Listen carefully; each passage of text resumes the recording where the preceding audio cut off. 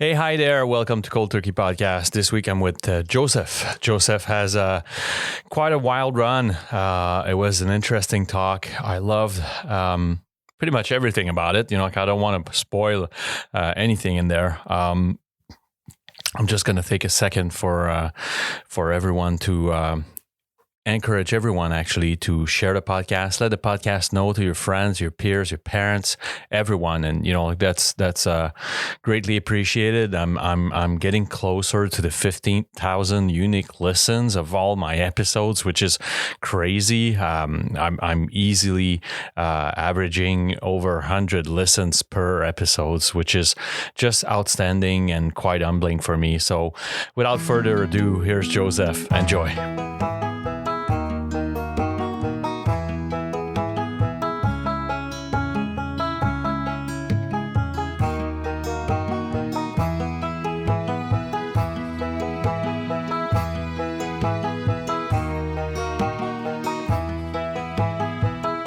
Hi, Joseph. How are you doing?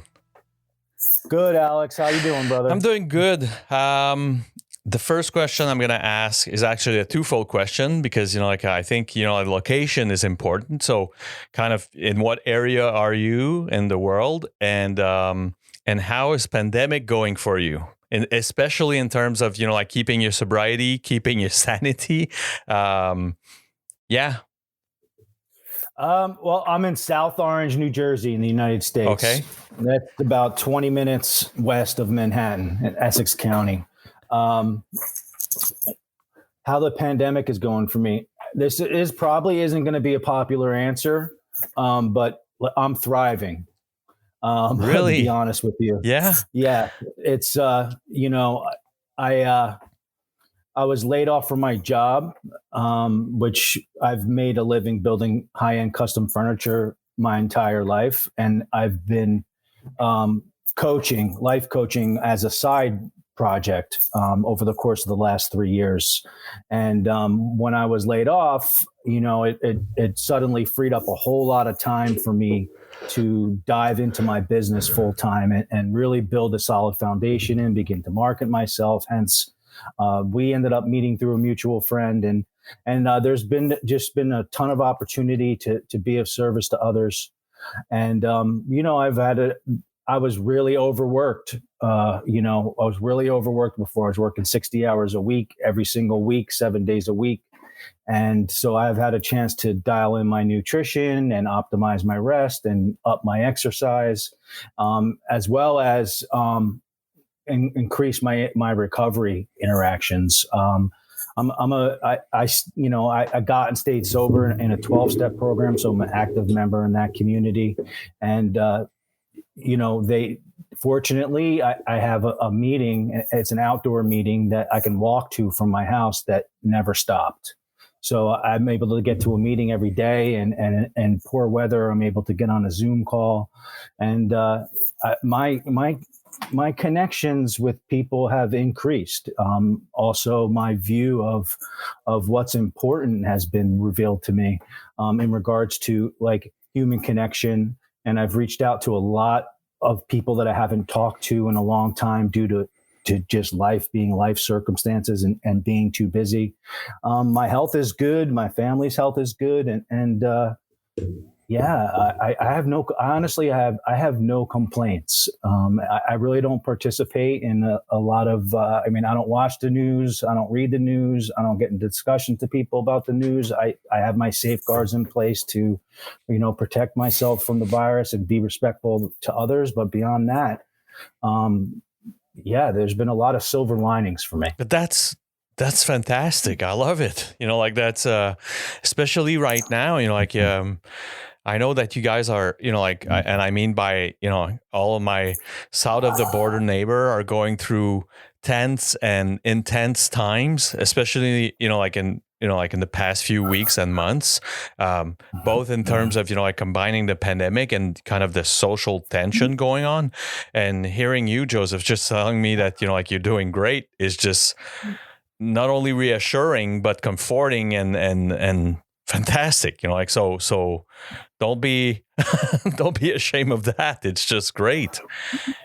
Yeah, it's funny that you say that because sometimes I know that there are a lot of people suffering, and there's a lot of people uncertain about what their future is going to look like, and there's people who can't keep a roof over their head and feed their children, and so I really don't shout from the rooftops about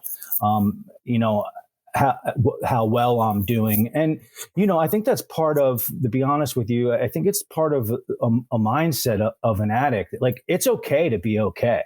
Like I can be okay and I could share that. And, this came up to me, just a couple of days ago. I had a really good friend of mine who lost his life from addiction. He is a heroin addict. He overdosed and he just didn't make it.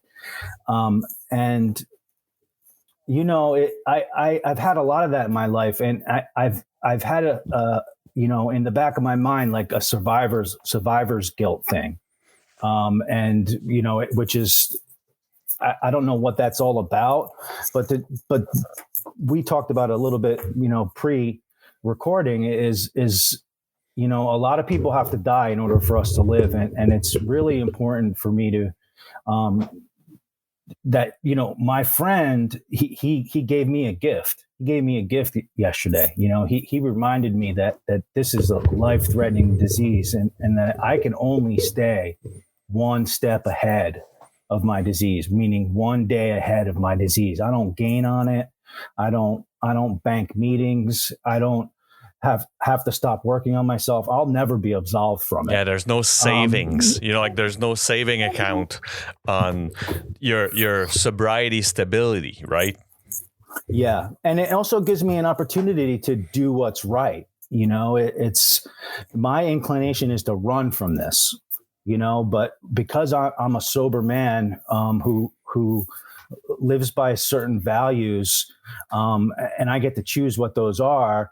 Like I get to be able to show up for his family and his kids and his brothers and his parents, where my default thinking is run from that shit.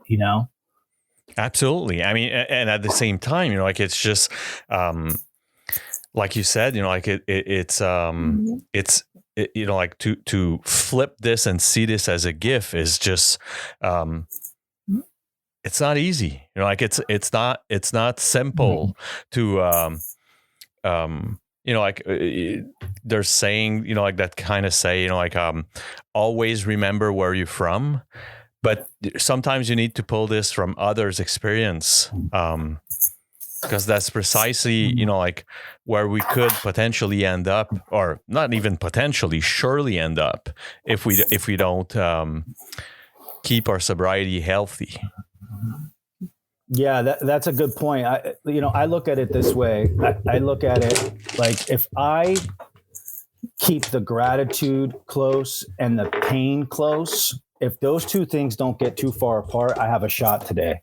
So in order for me to keep the gratitude close, I need to be looking, at my blessings and what I'm grateful for multiple times a day. I need to really look how blessed I am. And if things were fair, I would be dead or in prison, or at the very least drooling on myself in a mental institution somewhere. And,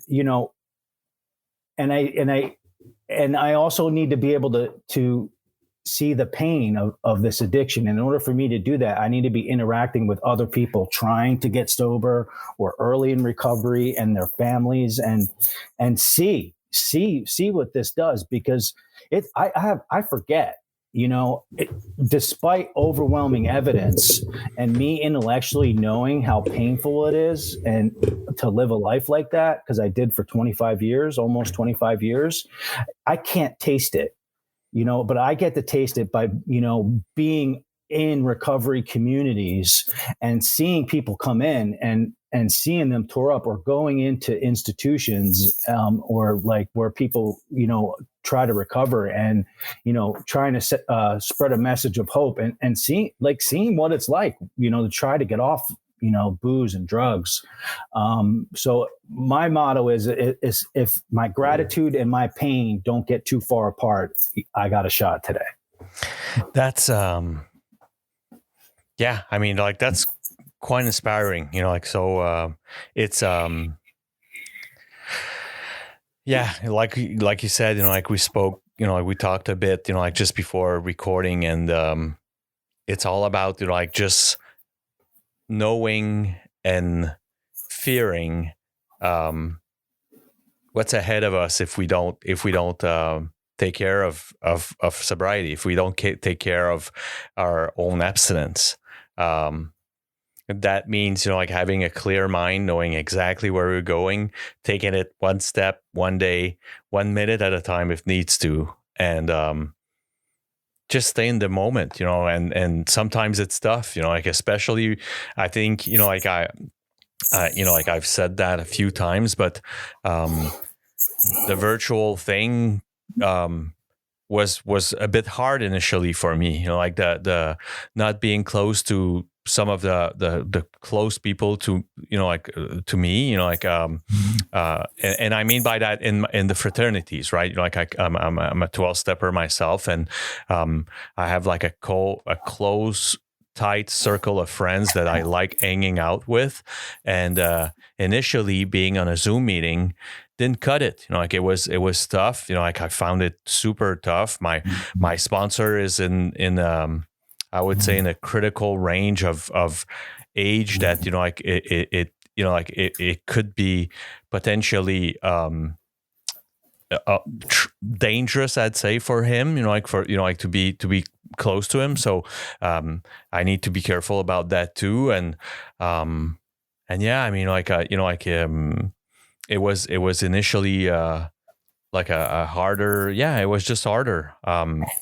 And so hearing and by talking about it and by sharing with people how tough I found it, it made my life easier because I could hear people saying, no, no, no, no, no, just don't look at it that way. Just flip it around. And at least there's some, you know, outlet for us to share and to hear shares. And I was like, yeah, you know, like let's, well, you know, like,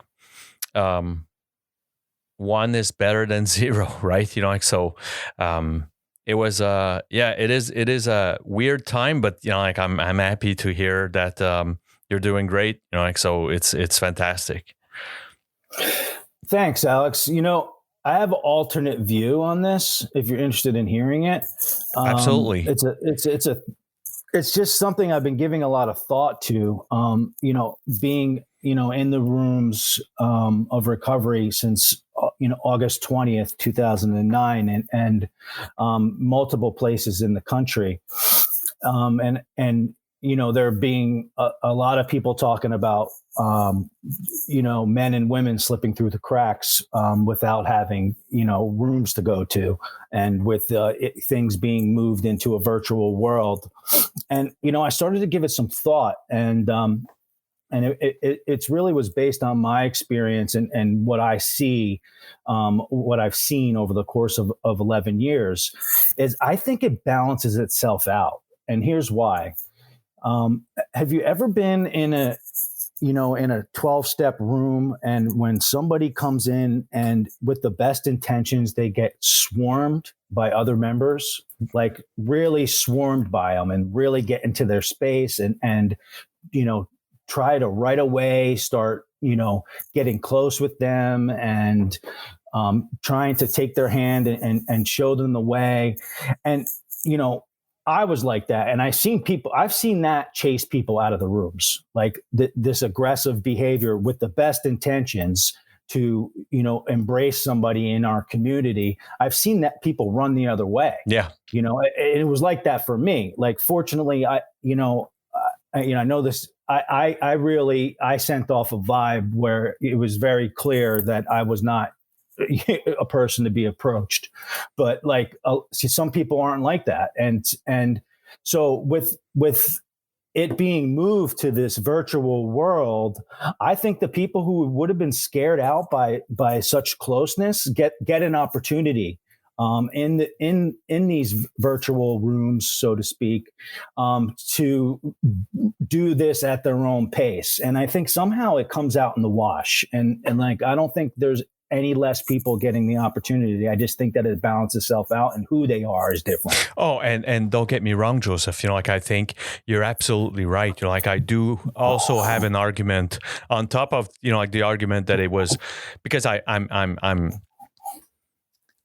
my sobriety is born out of those close encountered meetings. But I do believe, and like I had and still have testimonials of people writing me since I've launched that podcast a year and a half ago, of people telling me I feel I still don't feel welcome in meeting rooms. I have a hard time going through these doors.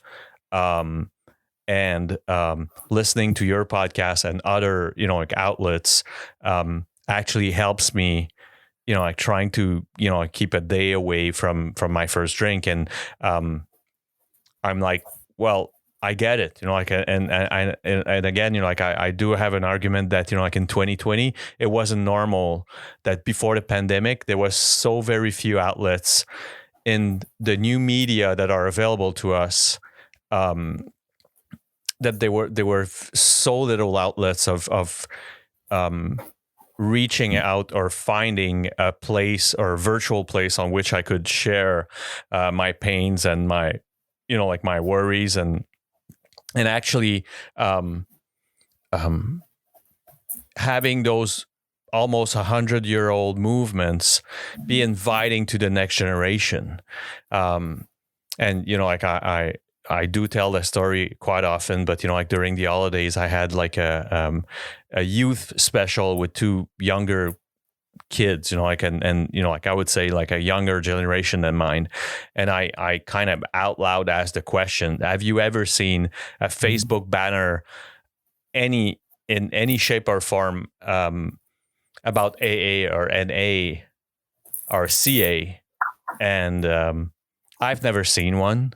And I don't know if you ever seen one, Joseph, but for me, it's not normal that like there's still an ad in the newspaper, but there's no ad in which reaches out or to our youth right now.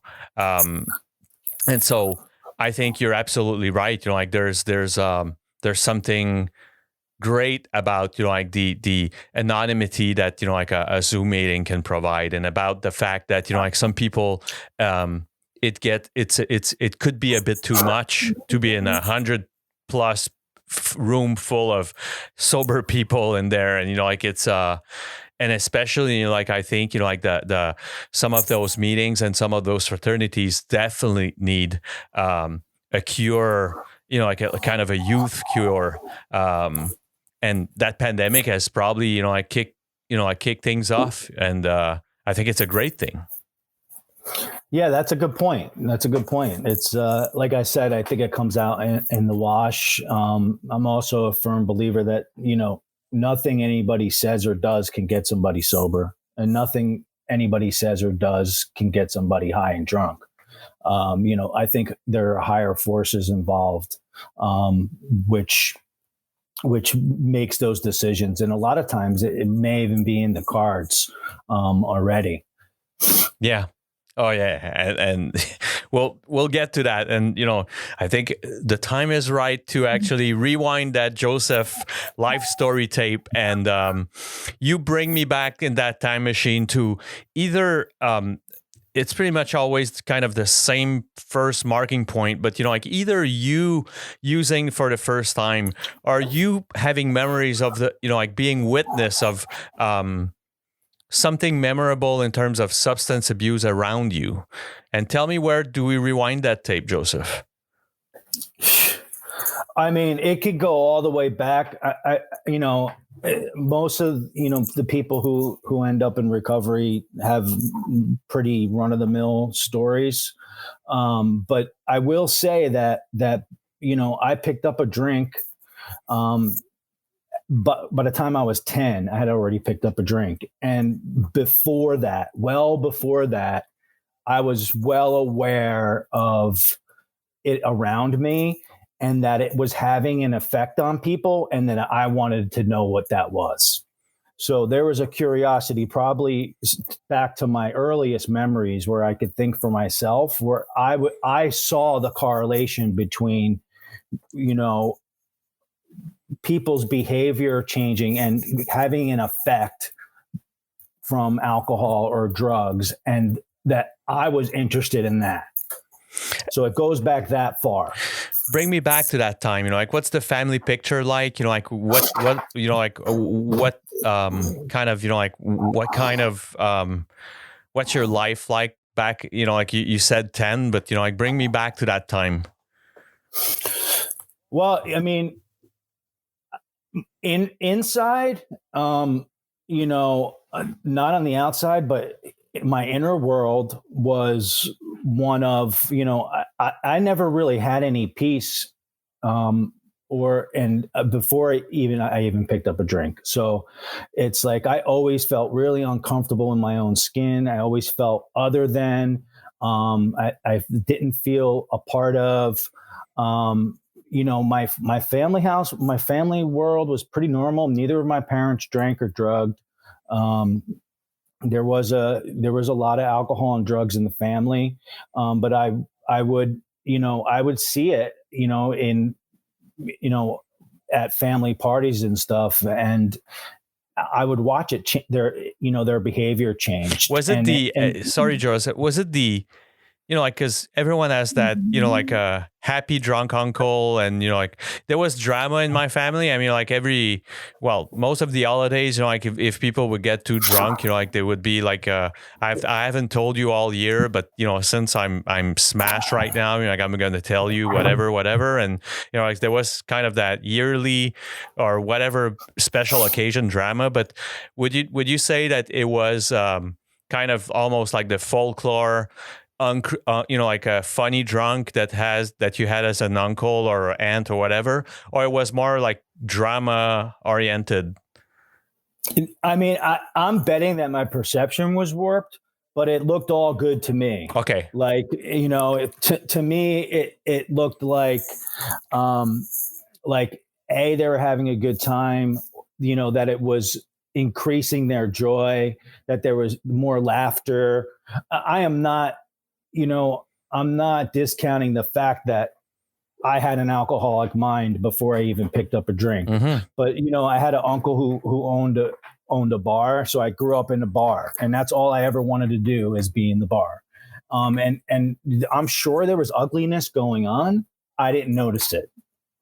Wow. It just looked like, I can't wait to do that. You said, you mentioned being, quite uncomfortable and not feeling great inside. One of the questions I do ask is, and 10 years old was pretty much when you picked, the first drink, but, one of the first outside authority is school, right? Your initial authority is the parental authority, but the first relation with external authority is school and teachers and so on. How was school? I did not like authority. I was very defiant. And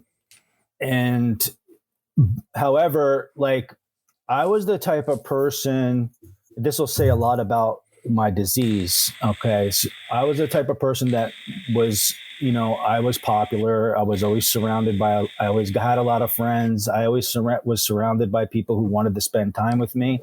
And my thinking was, what the fuck is wrong with you? Wow. I thought there was something wrong with them because they liked me.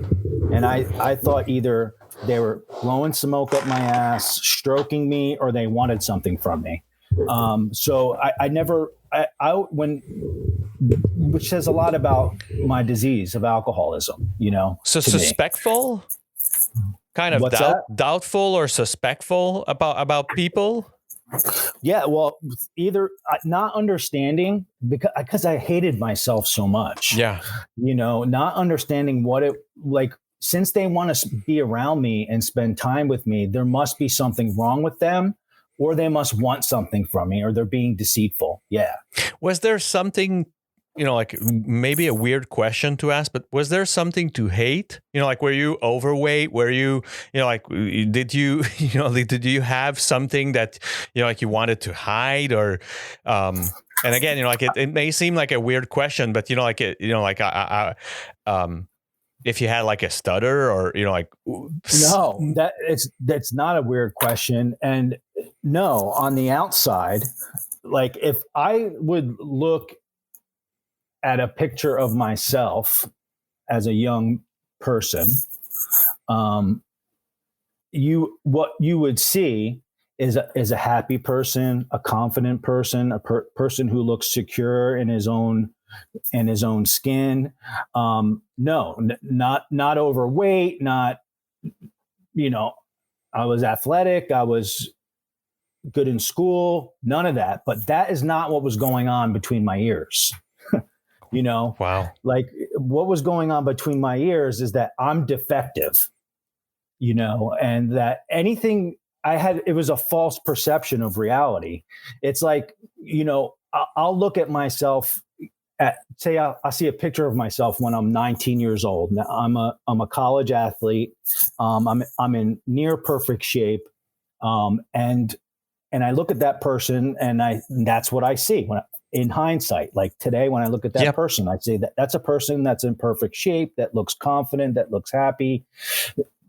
In my head, that is not what was going on. In my head, I was fat, I was ugly, I was awkward, I was all these negative things about myself that I was detached from reality is the point.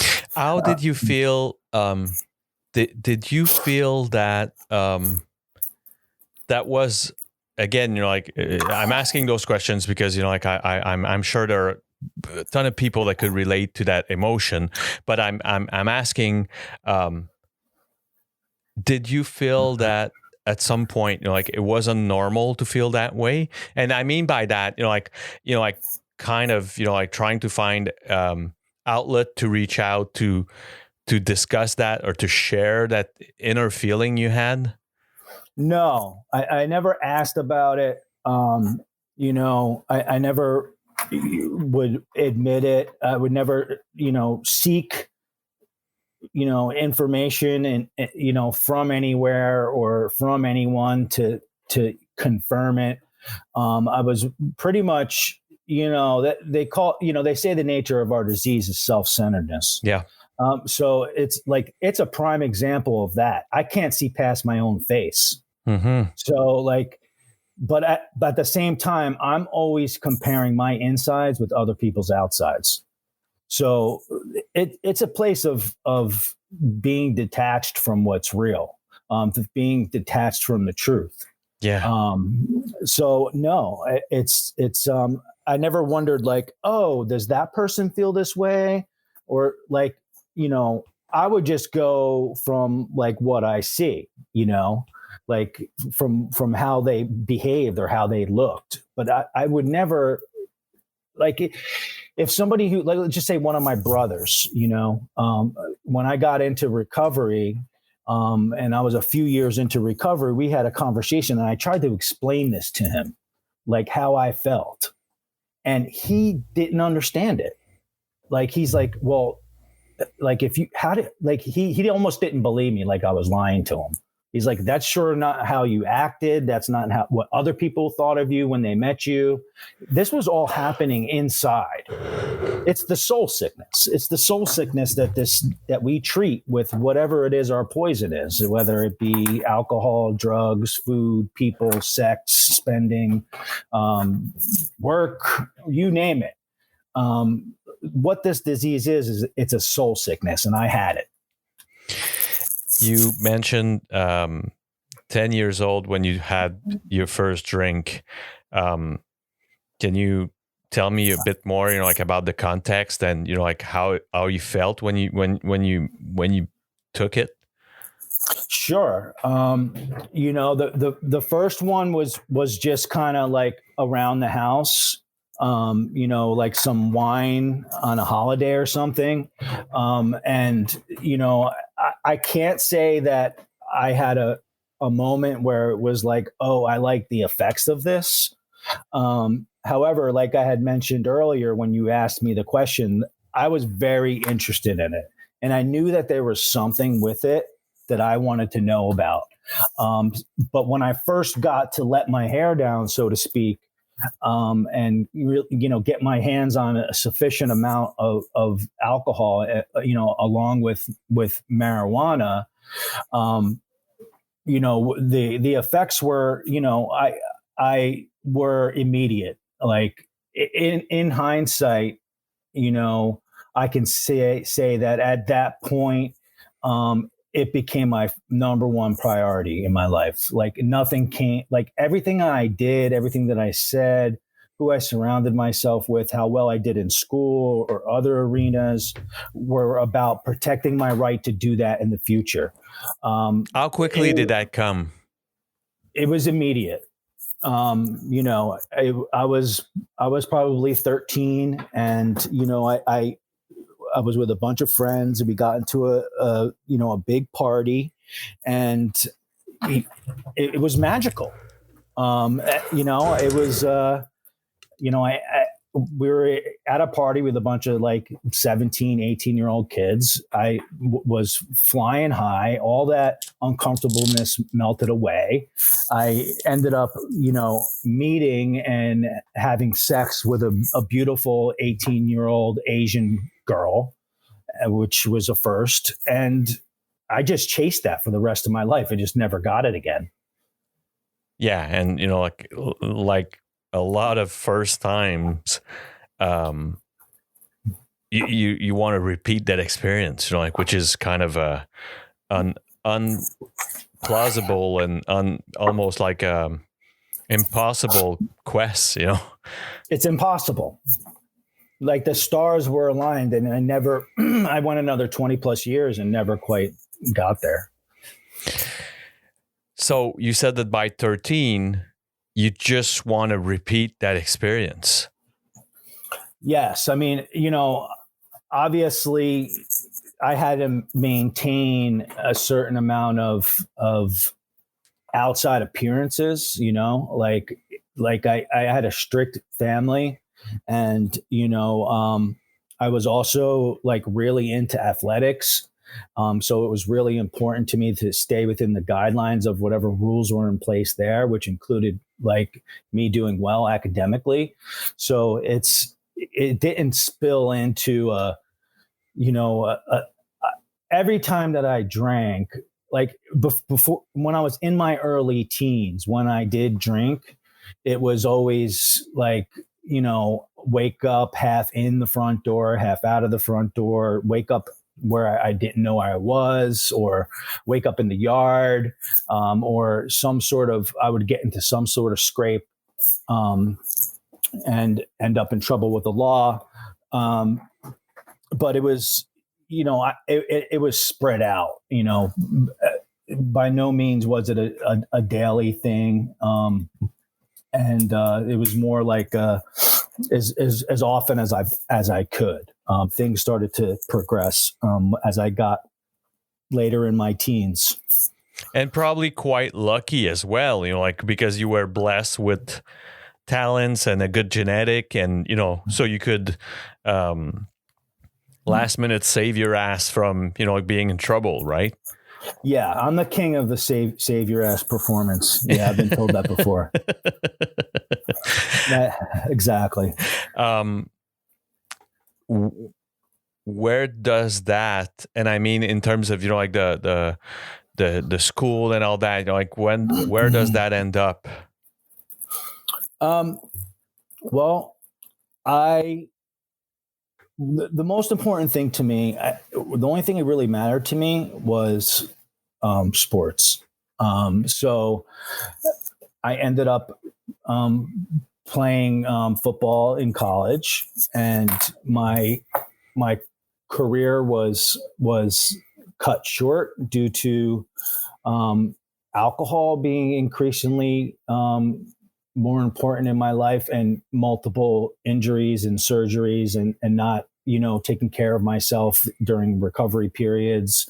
And as far as education goes, I always did well with school, but I never learned a fucking thing. Everything that I'd learned in life, I certainly didn't learn in a classroom. Anything important that I've ever learned that was any use to me, I never learned in the classroom. But when I finally had enough of all the surgeries, and like I said, it was slowly, playing football slowly was getting less important as alcohol and drugs started to become more important. I hit a first real bottom at the age of 20. At What that happened? point, I never drank every day, strictly because it was one of those, rules that I had in place that if I drank every day, that meant that I was an alcoholic. So it was and it was also one of those things that ensured that I would be able to drink in the future. Like I said, I always needed to have that in my back pocket. And I knew nothing about this. Honestly, I didn't know anything about why I did what I did, and whether, like I'm saying, it was the most important thing to me. All the decisions I've ever made was based on protecting my right in the future. I didn't know any of that until I was well into my recovery. I didn't know anything about the truth. And I couldn't even tell you that I had this intimate relationship with alcohol where I felt like it was, like I liked the effects of alcohol and I had to have it. It was more like I was operating on autopilot. So it's, what I'm saying is a lot of how I explain my story is as I see it in reverse, like you said, in hindsight. The twisted part about all this is, after 20 years of this stuff and with most consequences short of long-term prison and death, come August 2009, and I had been in detoxes, I had been in rehabs, I had been in 12-step rooms. I was forced into these situations, either by the law or family or job, or friends or girlfriend, outside forces.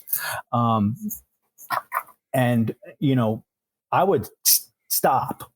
This is part of the thing that really, fed my disease, that I actually didn't have a fucking problem. Everyone else thought I had a problem. I didn't. But that's like looking at it in hindsight, it's completely delusional. But I never, I just never, even when I got there this time and the bottom continued to get worse. I would stop for sometimes a year at a time, without any desire of staying stop. It was more like doing a sentence. It was like jail time. Like I will do this and I will tell everyone what they want to hear. Like and a I will cleanse. take these steps until the smoke clears and I can get back to business. And when I hit my last bottom, what turned out to be my last bottom, and I pray that it is my last bottom because they say there's always a bottom below a bottom. I had a $300 a day heroin habit. I was homeless. I was hopeless. I obsessed about suicide, and I wasn't done yet. I still wasn't done. Like I checked into a detox due to a family intervention, and I walked into that place, look like I did every other time. It's like, okay, well, I'm out of options here. I started to do really desperate shit to get what I needed. And I'm not sure what was next. I knew I was at the end of the line, but in the back of my head, I wasn't ready yet. Like I was just going to go through the motions, and however long that was going to be, and until I can get back to doing what I did. That's not what happened. And we talked about this, but I want you to elaborate on that. You said, before we started recording that, you almost don't feel responsible, and like you just said, that it's this time it worked, but you have no idea how and why that this time it worked.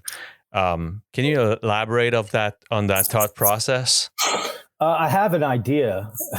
I know what it is, but it has nothing to do with me. It was a divine intervention of some kind. I was being carried. I was being carried, pushed, pulled, dragged, whatever it is you want to call it. Higher forces stepped in. I was also blessed with willingness. It was kind of like I was on an escalator, and what was going on between my ears was run, run, run, run, run, run. But I kept taking directions. I kept doing what I was told to do. I stayed one more day. I stayed one more hour. I didn't pick up a minute at a time. And I don't know where that was coming from. There was a time in my recovery down the line a little bit where, I fully made the commitment. Like I fully believed that this is the only way that I could live. And not only that, I had the desire to try to live a different life. And I had hope that I wasn't going to die an alcoholic death, which I had accepted many, many years before as the way I was going to go down. And I was completely fine with it. So how, if we're talking 12 steps, they say all you need is a desire to stop drinking. And then there's the first 3 steps, admitting powerlessness over alcohol and drugs or whatever it is your poison is, admitting that you're insane and that there's a power greater yourself that might restore you to sanity, and then turning your will over that power. No, no, no, and no. I had none of those things. I had no desire to stop drinking or drugging. I certainly wasn't gonna, didn't believe that there was anything that was higher than me that I didn't have my hand in that was going to stop me. And I sure as fuck wasn't turning my will over to anything that I didn't even understand.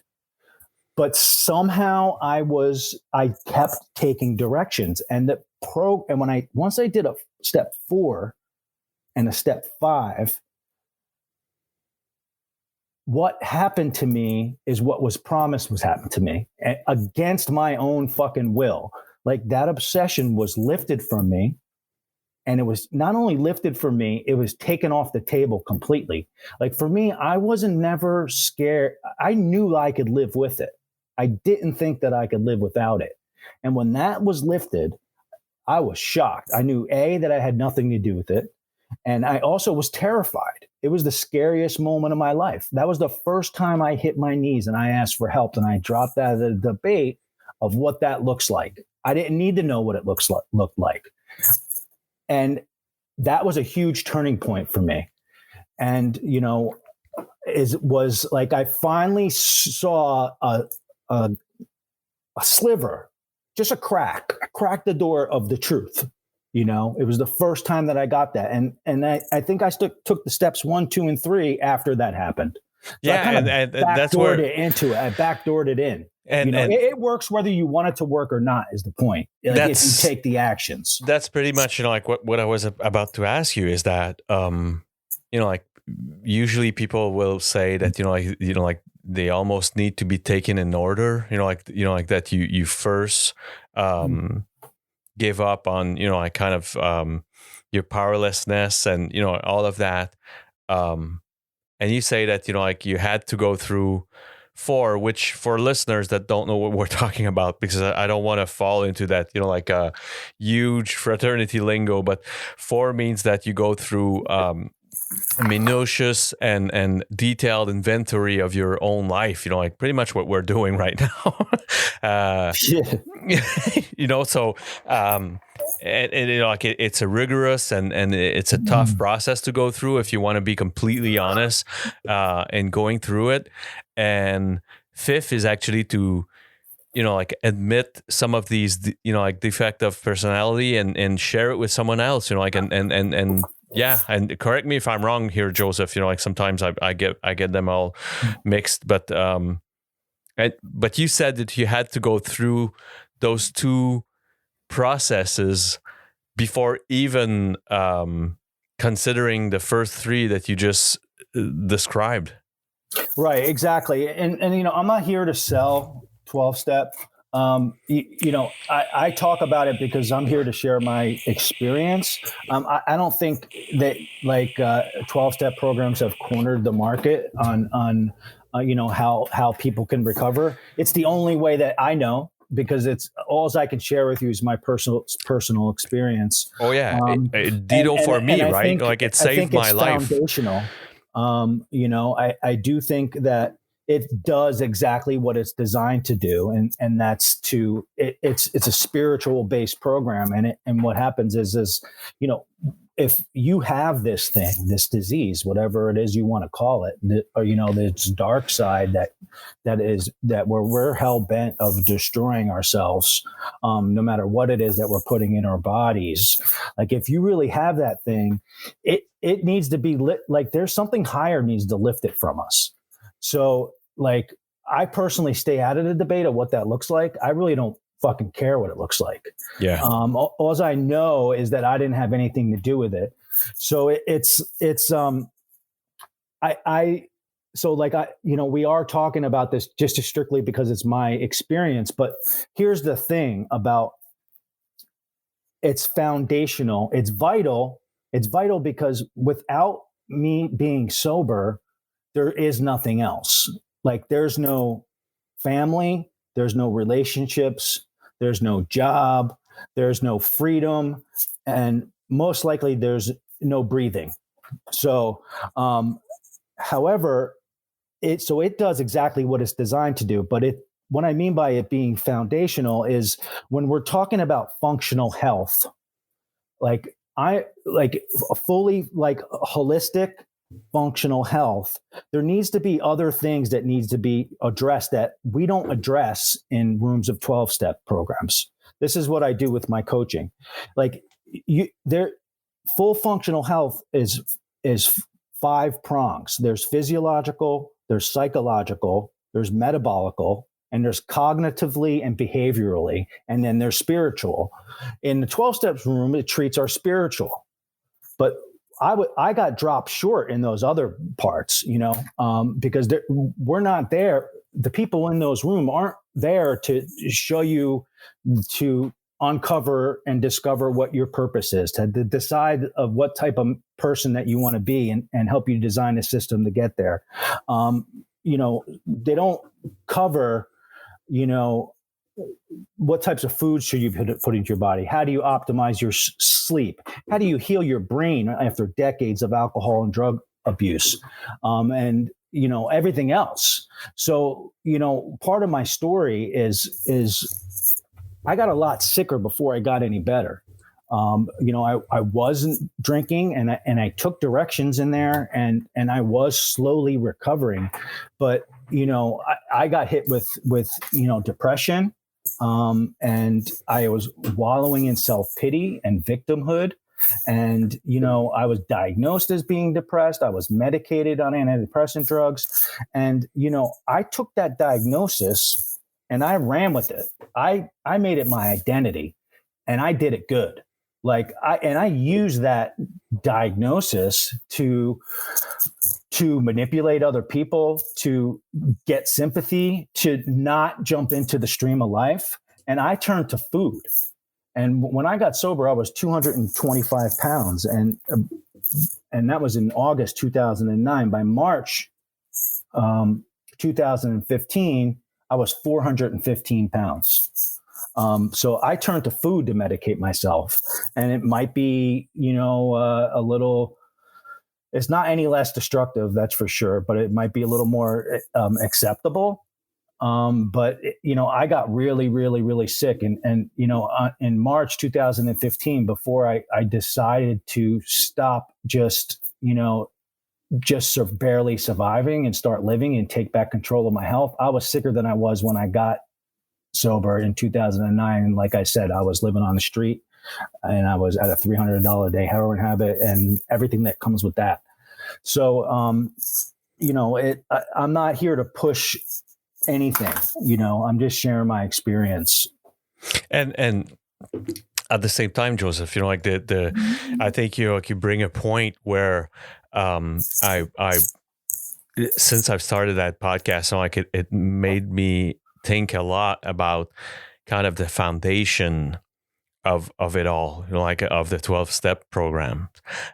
Initially, there's an individual called Bill, which out of desperation reaches out to finding anyone that is a drunk, because like he's gone through every churches in his area and couldn't find any priests, and reaches out to another fellow that's called Dr. Bob, and they end up sharing their life story and sharing their own personal feelings, and realizing after a few hours of exchanging and sharing together that they're not thirsty, like they don't feel like using or drinking, and they pretty much went through a 4 and a 5 together.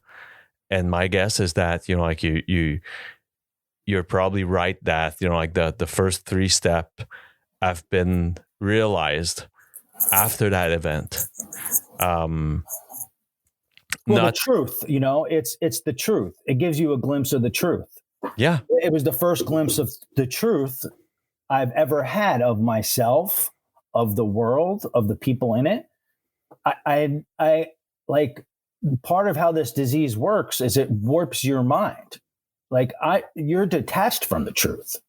So what it did is unload it. It uncovered some truth for me, just a little. I had to do a whole lot more work in a lot of different areas of my life, but like just a little bit of truth was enough to keep me going. Yeah. And they know how they say the truth will set you free, but not until it's finished with you. Unfortunately, a lot of times in life, I got to learn the same lesson over and over and over and over and over again until I really, really, really, really get it. And when we're dealing with alcohol and drugs, 9 times out of 10, you're going to end up, in a grave before you get it. Yeah. Wow. So what brought you into wanting to share that knowledge, to share that wisdom? Well, I still, work in the communities, in 12-step communities, and I work with others, and I share my story and honestly as I can, to in hopes to give people some hope and show people that there's a way out. Like I mentioned, I made my living building custom furniture, and it was something that I always loved to do. And it was something that I had a lot of passion in, and something that, really got my creative juices flowing. And, after doing it for, 20 years, somewhere around 3 years ago, I started to feel really uninspired, and feeling like it was, just a means to an end. And I just had a feeling that there was something more. And, what they talk about in 12-step programs, and I think this is where I got sold short, is like, this is your primary purpose. And that when you do this, it solves all your other problems. I don't think that's true, because I had a whole lot of more problems. It didn't solve all my problems. I still didn't know that I get to choose the type of man that I want to be. Like, I'm not my past. I'm not who I was before I picked up a drink. I'm not who I was throughout my recovery. I am what I do. I am what I pay attention to when nobody's watching, and that I get to choose the type of person that I want to be. And, I obviously had gone through these transformations, and which is, it's, people walk through all types of hardships and difficulties and challenges and pain. And, most of mine was self-inflicted. So I'm not comparing myself with others, but, I had transformed my life in all main areas of my life. I've a day at a time, I've been able to, stay away from a drink or a drug for 11 plus years. I completely transformed my health and my body. I went from 415 pounds to 228 pounds without any medical intervention or pills or crash dieting. I've completely changed my mindset. And, I was talking to a friend of mine, a mentor of mine, and I was telling him, like, I know I'm making a lot of progress, and I'm doing good work in the rooms, but I just feel like something's missing. And he said it to me, and you would think it would have crossed my mind, because I was plugged into the personal development world at a necessity, in order for me to continue to do what I'm committed to, which is never ending self-improvement. And I knew people that were coaching and teaching and writing and speaking, but it had never crossed my mind as something to do. And he says, "Well, look at everything that you've overcome." He framed it this way, and it made an impact on me. He said, "You'd be doing yourself and the world a disservice if you weren't sharing this with other people." And there was a spark. There was a spark. It felt like it was like one of those aha moments that you have in various points of your life when it's like, yes, this is what I need to be doing. This is what was missing. And so I committed to doing that, and, to transition away from what wasn't fulfilling me anymore. And in my opinion, really wasn't fucking helping anybody. And start to move towards a service-based business that would create a life that I designed for myself and provide me with some freedom, not only financial freedom, not only the ability to add value to people's lives and help them thrive and help them along the same path that I walked, but to be able to do it independent of location, which was super important to me, because I was chained to New Jersey for my whole life because I couldn't get away from what I needed. So it was out of that, after that conversation, that my company, Efficacy Life Coaching, was born, and I started to move slowly in that direction. And then, as mentioned in the beginning of the podcast, when the pandemic hit, I dove in, with both feet. And my business is starting to grow, and I'm really uncomfortable because I'm operating in an area that is outside of my comfort zone, which is great. It's like there is no growth or opportunity that exists in the same space with me being comfortable. And so I'm able to add value to people's life, and I'm choosing to design a life for myself that where I'm contributing, where I feel like I'm contributing, and I feel like that things could get better, and I could do that, using my strength. The reason why I work with people in recovery, people who are looking to help them supplement their programs, whatever those programs are. It doesn't need to be a 12-step program, but help them supplement those programs and help them to uncover and discover the type of people they want to be, and help them design a system to be able to cross that bridge from where they are to where they want to be. That's I'm able to use my strengths to help others and make a living, which is an ideal situation for me. And you do this mostly in one-on-one counseling and kind of, like one-on-one coaching, actually. Yeah. Right now I'm doing one-on-one coaching, and I'm really laying a strong foundation for my business. Because I was chipping away at it for the last 3 years, and I was able to work with some people, and, was able to help them and get some referrals through them. But it was never anything, that I could make the full transition between, leave my job. I could have, I guess I didn't have the balls to do it. I could have just burned all the bridges behind me and dove in 100%, but that's not what happened.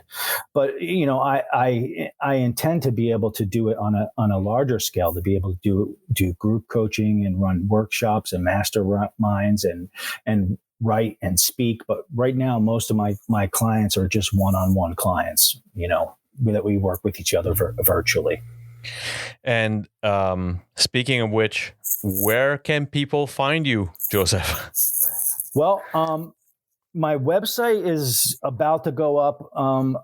You can include all these links in the show notes, but that's effficacylifecoaching.com. That's EFFICACY lifecoaching.com. And then I'm on LinkedIn at Joseph Polaro, and I'm on Facebook at Efficacy Life Coaching. That's EFFICACYLIFECOACHING. So those are two places that you can plug in, and I'm on a daily basis. I am putting content out there, and you will find tips and tools and strategies and hacks to optimize your life and to take your recovery to another level. And I mean, it's a great life and life experience and life story you just shared. Like I'm just so humbled and happy that people are accepting to embark on that journey. Like I'm like people find me redundant, but it's my way to thank you, Joseph, to have been part of that. It was a great conversation. It was great. It really was. Too bad we only had an hour. I mean, you got the PG version and the abbreviated version, but hopefully we were able to add some value to your listeners. And if somebody walks away from this thing that we just did together with a glimmer of hope that wasn't there before, we've done our job. Yeah, and no doubt that like we'll be meeting each other soon. Like I want to have the full detail on like how this thing goes on. Like how it grows, and like where you go from there, for sure. I really appreciate the opportunity. It's so awesome. Like when you are like living your purpose, like and you're committed, how people come into your life to bring you higher. You're one of those people, Alex. Thank you. Thanks to you, Joseph. It was really appreciated. I hope for you the best. Thank you, brother.